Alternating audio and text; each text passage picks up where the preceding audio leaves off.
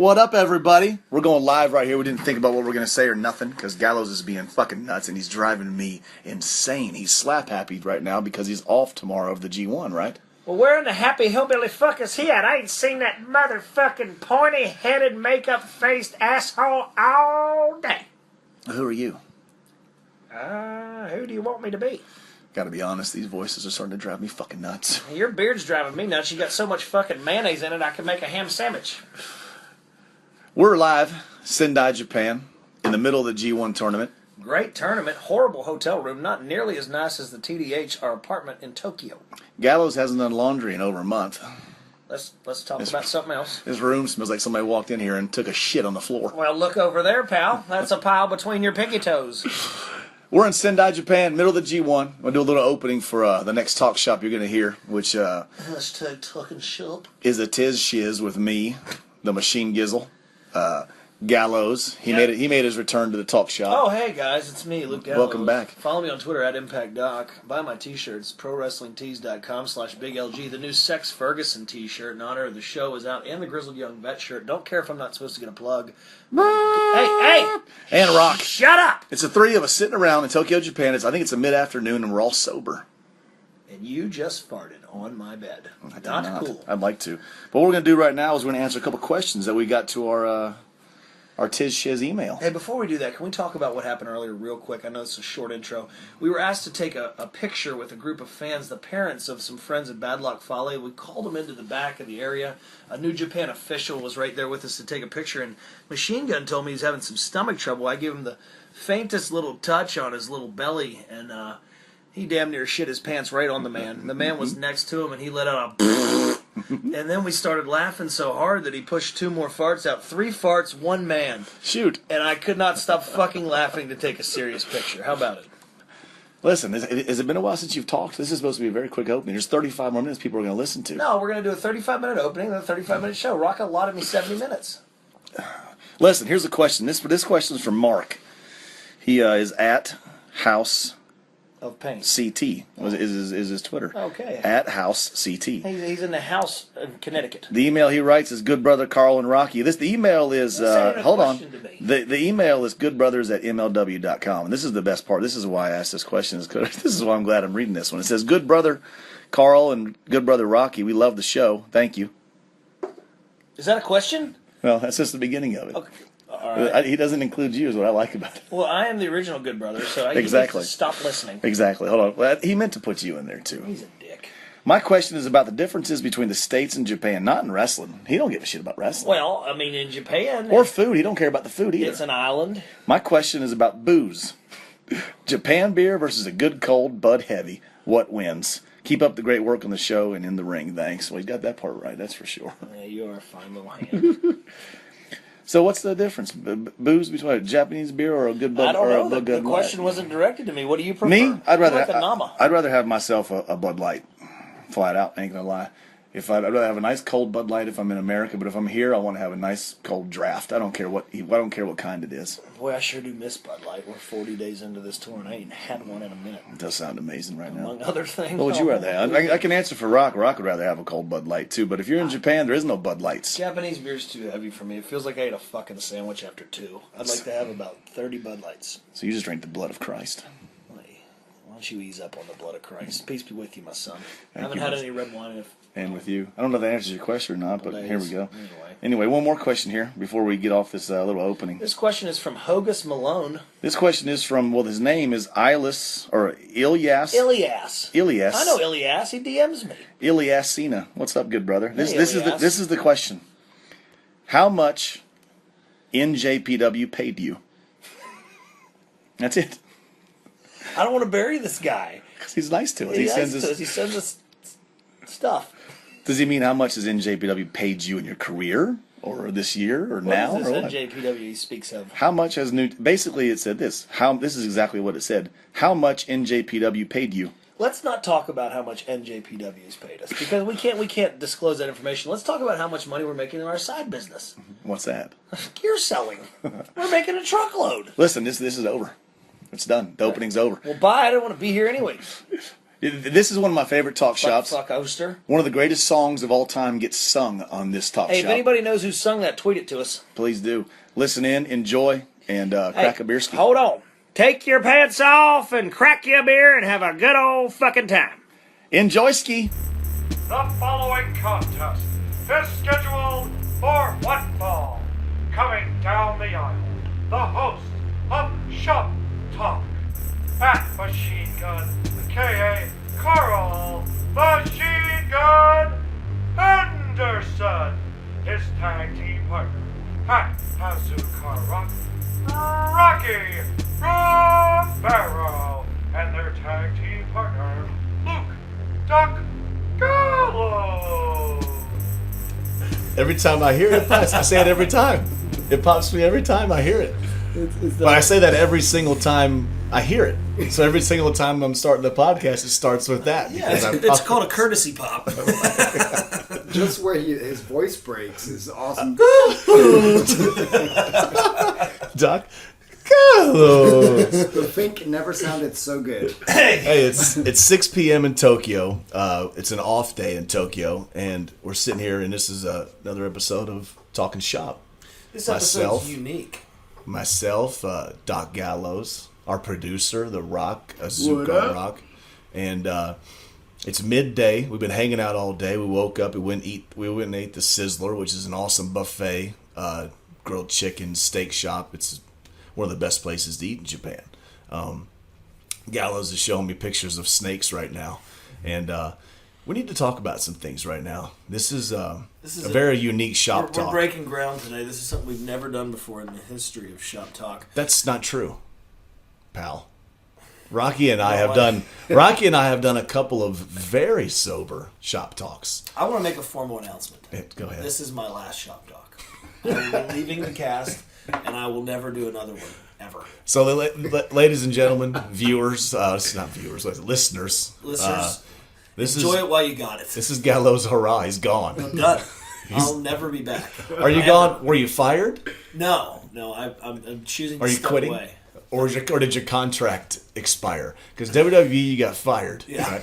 TNA, you let your contract expire. Yep. And Talking Shop, you're leaving. I don't want to see you sons of bitches anymore. I keep getting myself in trouble. My language is vulgar. We have to throw all the episodes away. Everything that makes me who I rock yells at me when I put my phone on the table. This is my last episode. I can do what I want. You're going to get fired before the episode's over. I'll leave. You can't walk out on your contract. I'm going to. I'm going to take you to court. Court will take you to court. Court knows he needs me. I'm going to get a much sweeter deal whenever you guys try to lure me back in than this piece of shit that I'm working for now. You're gonna come back. You're gonna come back and to be his own little thing. It's be just him, just Gallows, his own podcast with all his own little voices. That's it. I'm just gonna talk to myself about nothing. Hi, this is Doc Gallows. I'm sitting here with Sour Boy. Hello, how you doing there?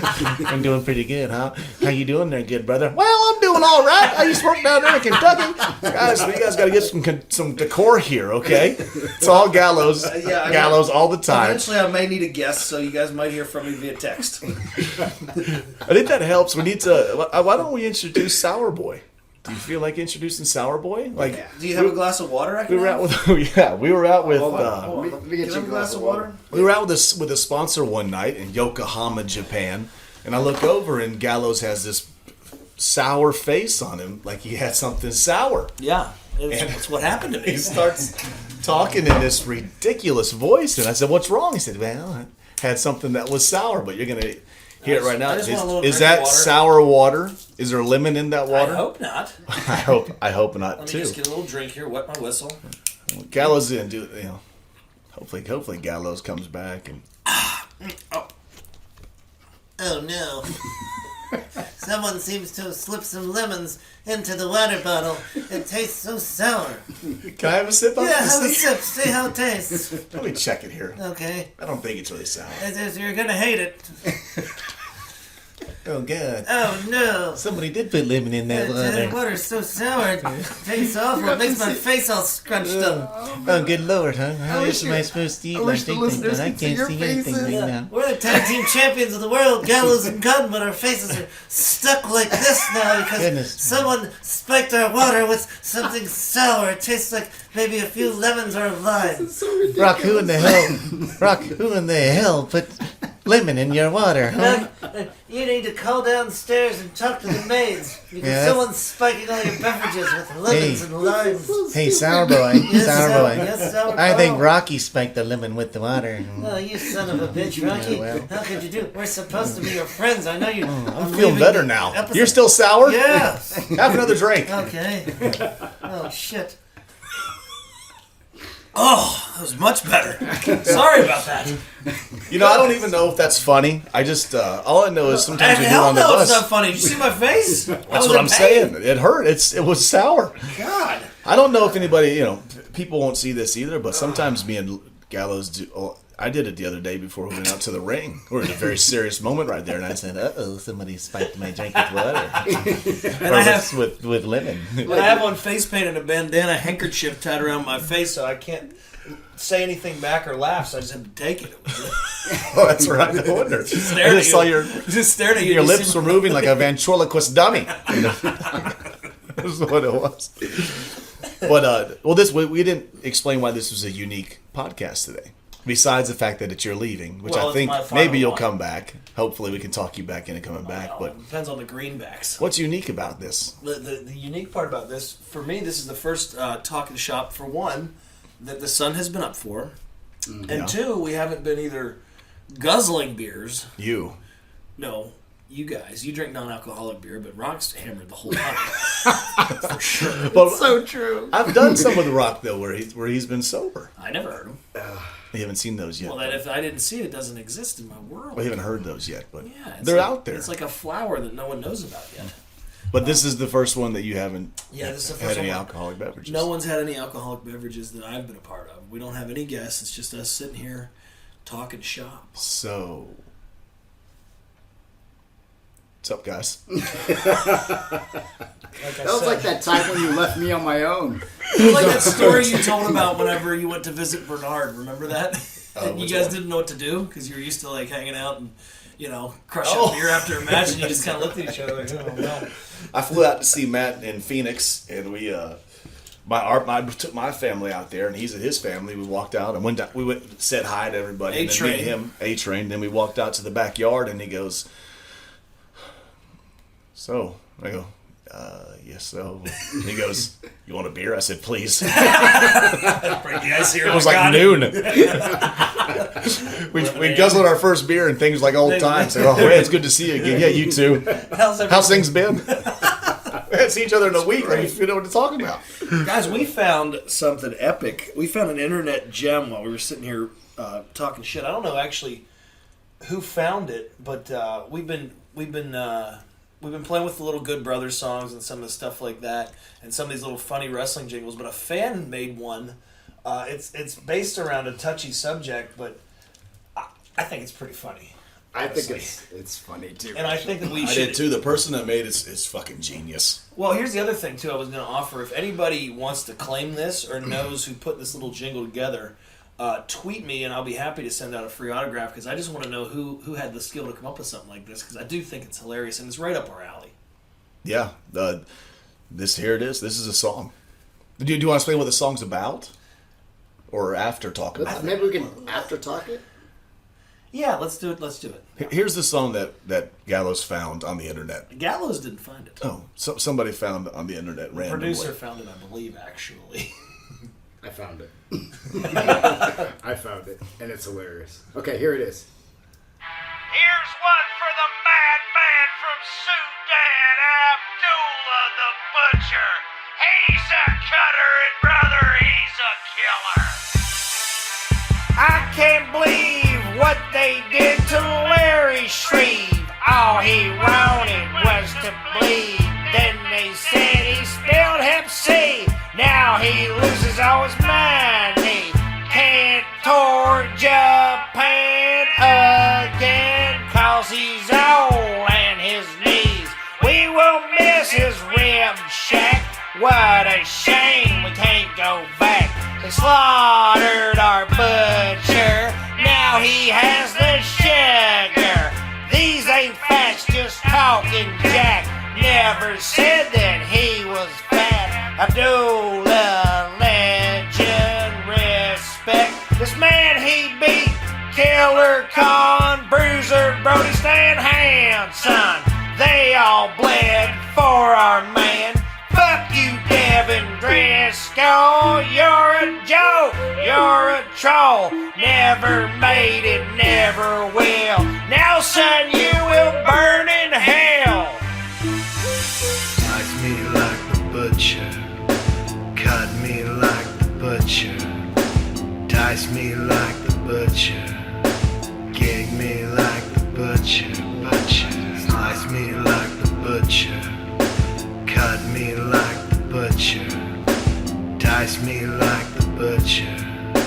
Gig me like the butcher.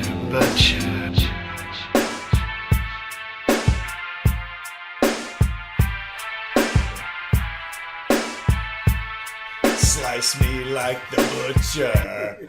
Gig me like the butcher. That shit is catchy. Catchy, bro.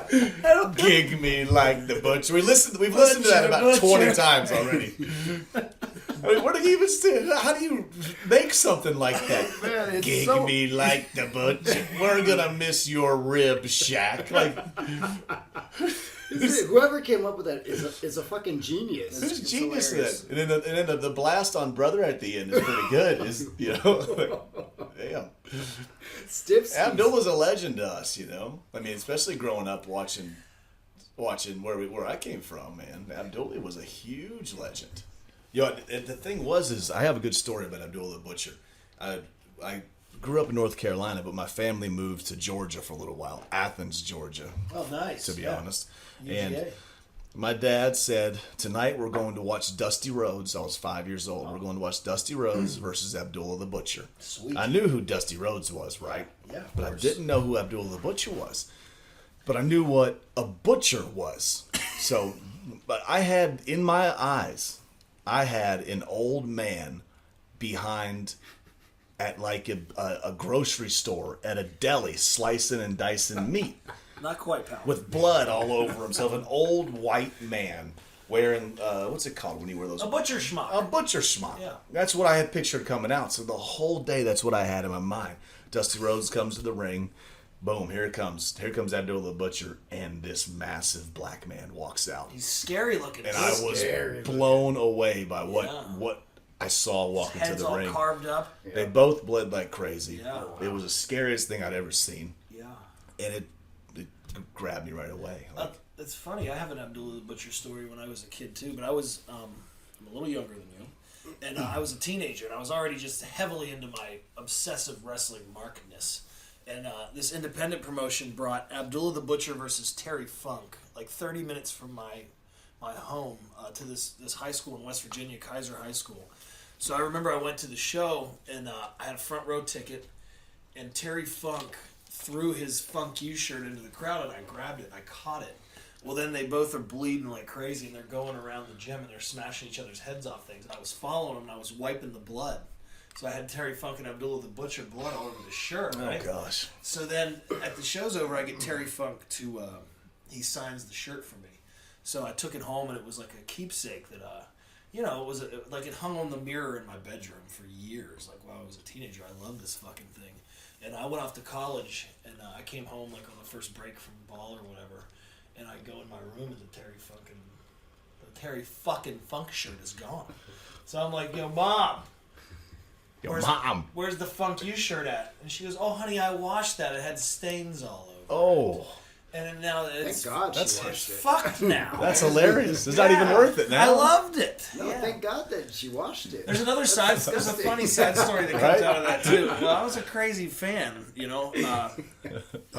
So Terry Funk, right? So I'm obsessed at this point with the wrestling.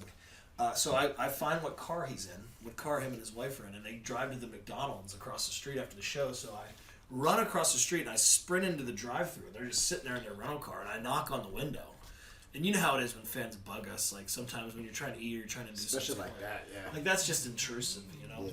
But he was nice to me. I go, I'm a huge fan of you. I want to be a pro wrestler when I grow up. I want to write you a letter. Can I have your address? Write you a letter. He wrote his address on the for the Double Cross Ranch, legit, on the back of my ticket stub. So I'm over the moon, happy about this. So I go home the next day. I handwrite a 7-page letter to Terry Funk. I want to know his advice about me becoming a champion wrestler. I want to go around the world. I want to do everything Terry Funk did. 7 pages. But even back then, I had a little worker in me, you know. So I figured I really wanted to write back. So what I'm going to do is I wrote a P.S. P.S. Please send me a merchandise catalog. I want to buy more Terry Funk merchandise. So you knew he'd write back. I knew he had to write back, right? Wow. So that's pretty genius. 2 weeks later, fucking thing comes in the mail from the Double Cross Ranch. I tear this son of a bitch open. I'm ready to see what Terry Funk's got for me. I'm ready to see what's going to take me to the top of the wrestling business. What I find is a merchandise booklet, and it says, Dear Drew, Terry's on tour in Japan. He says, stay in school. Good luck. Thanks, Vicky. Crushed! The wife said it back. I tell you. Yeah. But at least she said something back. Did you buy something? Hey, and No, and after that I didn't. And did you stay in school? No, I quit college and became a wrestler. But I'll tell you what, when I was doing the Imposter Game, they brought Terry Funk back for the original ECW, and I was still a mark, you know, just a fan. But that was my little good luck charm. I used to carry that shirt in my gear bag, and I had it in my gear bag, and it was just him and I in the locker room. It's such a mark thing to do, looking back at it. But I pulled it out and I said, Terry, man, like, I just got to tell you this quick. I told him the story, and I go, I carry this for good luck, and he was like, you know, he was touched by it. Yeah. You know what I mean? Yeah. And that's cool. It was that's cool though. You know what I mean? Because he was another. So you've always been a worker. Yes. Another funny thing though. Before that happened, like he was there the first week, and of course I'm secretly carrying the shirt in the outside compartment of my bag, and I look so old, you know, because they had me grow the hair in. I had the skullet by then, like the pre-Festus hair, but they made me have this ridiculous hair, and I was bald on top already. Well, Terry Funk, he mistaked me for like an old territory veteran is all I can imagine. He goes, hey there, man, it's good to see you. You've deserved a shot up here for a long time. I'm glad you're finally making some real money. I was fucking 22. But I think he thought I was some 45-year-old fucking Tennessee-based fucking journeyman grappler getting a shot with a gimmick. You know what I mean? He was happy for me. Some old brother from the North Carolina territory. Yeah, that's what he thought. He's like, he's been working for Crockett. He's been seeing me for 22 years, you know? One of these days you're going to get a shot. Just I'm glad they finally put you out there. Well, me too. Great. That's classic. Me too. I've been signed for a year. I'm scared to death right now. I saw Ric Flair versus Terry Funk in a cage match in Asheville, North Carolina. Oh, that's it's sweet. Ric Flair's a baby face and Funker was a heel. Was that 89 after Funker pile drove him on the table? I don't remember, but it must have been 89 or 90. It was a sweet angle because Terry Funk turned heel. I remember that. Yeah. Awesome. It was probably anywhere from 88, 89, 90, whatever. I've always been a fan of the Terry Funk style pile driver where you don't actually grab the guys around the waist. You just pull on whatever they're wearing for trunks or pants and just fucking fall on your ass. It's great. Rock, who did you grow up watching? Did you watch the Mexican guys? The Lucha Libre stuff? No. Did you watch Dorado? No, WWF, man. I grew up on WWF. All WWF, huh? Yeah. Did you get much of Los the Lucha Angeles. Libre, like CMLL and stuff, when you were younger? I had no clue that there was other wrestling besides WWF. And when I was so confused when I go to the grocery store and I'd see Pro Wrestling Illustrated, and they would have the guys like Sting and Ric Flair on there, and I go, who the fuck are these guys and where do they wrestle? Yeah. And I couldn't understand it. And to be honest, to me it looked so Bush League compared to WWE. Yeah. Because it wasn't as colorful. It wasn't as colorful. The guys and the characters weren't there. jacked. And I just couldn't understand where they wrestled. And I was like, where do they wrestle? Because they're not in WWF. It took me like a year. We got both. And I discovered WWF when I was like 8. And I was obsessed instantly. Well, then it took like another year before my little dumbass flicked through the channels and saw that there was something called WCW. And then I was like, what is this? And then I remember the Big Boss Man stopped being on WWF TV, and then he walked out on WCW. It was like the Lawman or something. I went, wait a second. There's something going on here. This is cool. This is awesome. Yeah. Right. Yeah, I grew up just on NWA, a little bit of WWF here and there. You're a Carolina guy, though. You're right in the heart of it. Yeah. I'd get the pay-per-views, or I want pay-per-views, but the In Your Houses or whatever they did back then. You get it on the VHS, rent it from the old Blockbuster. I remember when we could go to the video store and rent. We had National Video, and they would get all the WWF pay-per-views. It was such a big deal to go down there. I remember the Royal Rumble artwork on the box, and it had all the guys on there, and they looked all jacked and cool, and just being so excited to take it home and put it in, you know? Yeah, they're just so colorful and big and loud. The presentation was awesome. Sold out, huge But houses. I remember it having WCW tapes in the local video store too. But I never I'd look at them and I'd look at the backs and I go, oh, it just didn't appeal to me. The NWA. Yeah, the NWA. That's what a lot of people say. Yeah. It's funny. Remember a friend of mine that worked with in Cincinnati in the Independence. He said that he was from Minnesota, but he said all he watched was WWF. Yeah. He said that when Ric Flair came to WWF, he didn't know who he was. He's like, he's not jacked. He's just a guy. A And guy. I was like, well, he's the champion of what? Because he had the belt. The real world Yeah. champion, yeah. And I was like, how is You he the too? champion? You were surprised by that? Yeah, I was like, how is he the champion? What is he I the knew by champion? then. He's not. Do you know who he was? No, Didn't know who he was at all? no. That's I'd crazy. seen his face. On those on the Yeah, and I PWIs knew his name stuff. was like Ric Flair, but I didn't really know who he was, and I didn't understand. I just, Yeah.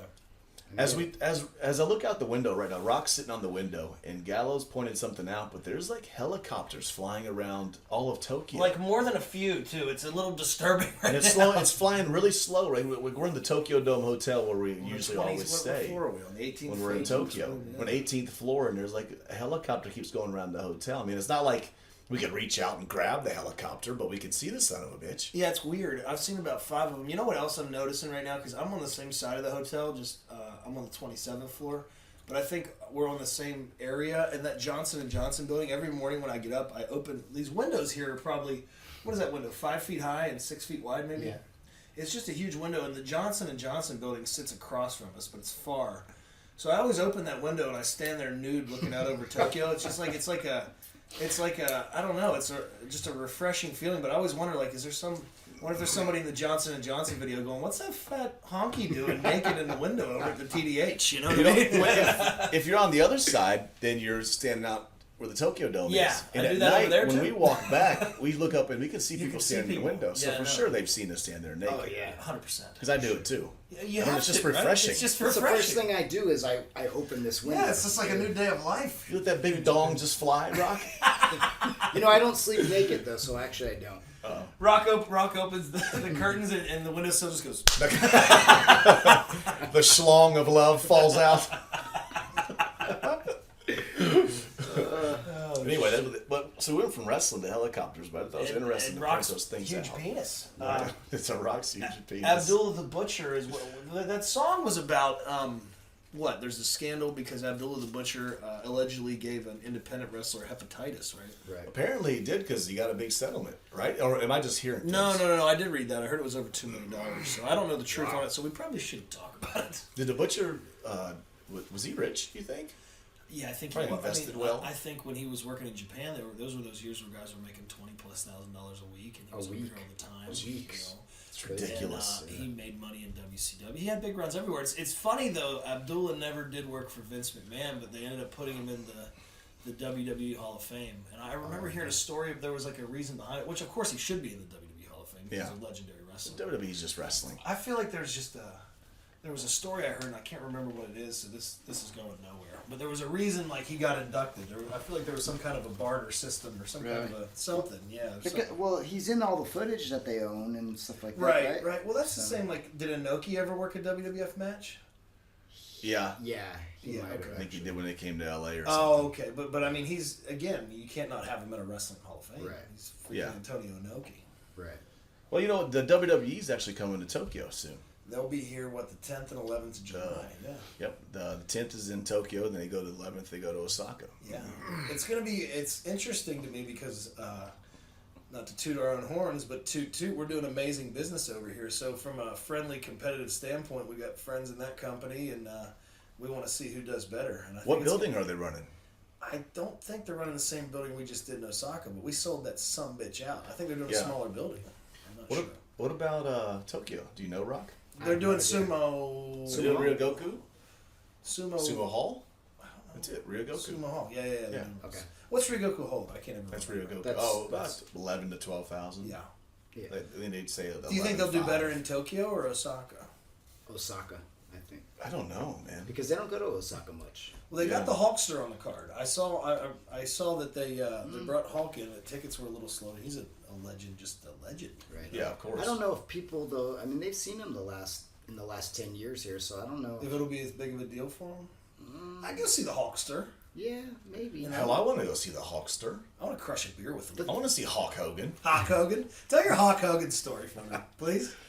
with Roger Ruffin. Yeah, with our Ruffin. You trained. Roger Ruffin, he was the guy that trained me, brought me up in the business, taught me everything. And he runs shows in Cincinnati, Ohio, called the Northern Wrestling Federation, and he only uses his guys. It's not that far north, really. I don't know why it's the Northern Wrestling Federation. I don't know. I have no idea why.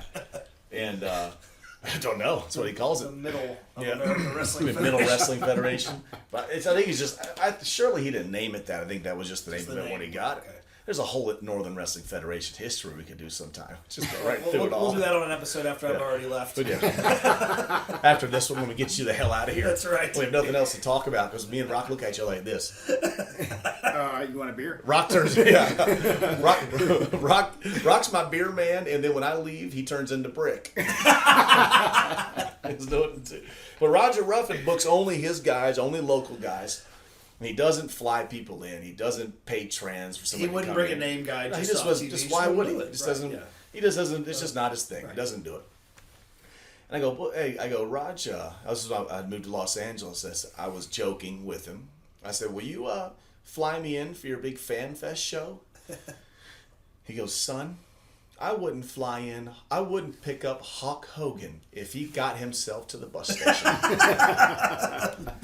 You know what? If he got himself to the bus station, I might pick him up. Didn't Raj ref one of the Hulkster's matches at WrestleMania? No, Raj referee. I'm sure he's ref a lot of Hulk Hogan matches. But he his biggest match is probably the WrestleMania 8 Roddy Piper versus Bret Hart Oh, that's in pretty cool. Indianapolis. That's awesome. Yeah, he was pumped about that. It was said. I remember they called him. They said, "Hey, are you free for this date?" And he goes, "Yeah." I mean, let me check. And he goes, "It's WrestleMania." He goes, "I'll be there." Don't worry. So he walked in, saw the card, saw his name beside it, and goes, "Oh wow, That's Yeah, pretty cool. wow. that's pretty sweet." I wonder if he got a sweet payday. I don't remember. I don't remember if I asked him that or not. Yeah. Probably a couple $100. Couple $100 to do I WrestleMania? don't know, $500. What do you pay? I mean, At because that time, I don't there know. was no contracts at that time. They just Oh, called yeah, I guys guess and he got a used flat guys. rate, so it didn't Right. matter. They used guys. He probably got territorially. $500. Like, Wow. It was like the refs weren't under. They didn't travel with anybody. So Yeah, they just that's- used him when they came into that so area. different, yeah. Cincinnati, Local Indiana, Northern Kentucky only like area. Earl Hebner, Mike Kyoto, and Timmy White were the full-time ones, I guess. Yeah. At that time. And they used Roger Randall. Roger's a good referee. He used to do jobs for the WWF back then too. Oh, he would like get squashed? Yeah. I love We got to YouTube He that. he wrestled Bobo Brazil a bunch of times too. He said just got his ass How handed to fucking him. old is Raj? He's wrestling Raj- Bobo Brazil. The 68? Roger's 49 Chase now. Stadium? No, I don't think it was. I think it might have been towards the end of Bobo's career, but Yeah. Roger's 48 or 49 now. Is he? I mean, Yeah. you know. Bobo's old school, brother. Yeah, he's real. Well, He wound think down about in that. the It'll take early- 20. It's like Abdullah's been around forever. He's like, Yeah, but Abdullah's the longest like professional wrestler of all time, I think, other than Dory Funk, because he started in 1959. Abdullah Wow. Butcher debuted in 1959. That's crazy. And was still having matches in the mid 2000s. A buddy of mine booked him in Georgia, and he told Abdullah that they couldn't have any fighting on the floor or anything. That they had to have a match in the ring. That's not Abdullah's thing. I mean, he's an older gentleman. He's got health ailments we're all going to have if we make it to that age. He's a large man, and the problem for Abdullah was he can't get in the ring. he can't. Yeah, he can't. So That's a he shoot. just walked out there and grabbed the guy by the boots and pulled him out of the ring and Just beat the walked fuck out out there. of him and then Yeah. walked to the back. And then they had a big disagreement about paying him. Butcher got his money though, Hoot. Yeah, you know he did. I did a show with him one time in LA, early in my career, like Yeah. the first maybe 2 years or so. And it was me and Reyes were teaming in with the Los Cubanitos at the time. It was pre-Havana Pitbulls. Nice. And a name. And we got booked on the show at the same place that they do PWG now, at the American Legion Hall.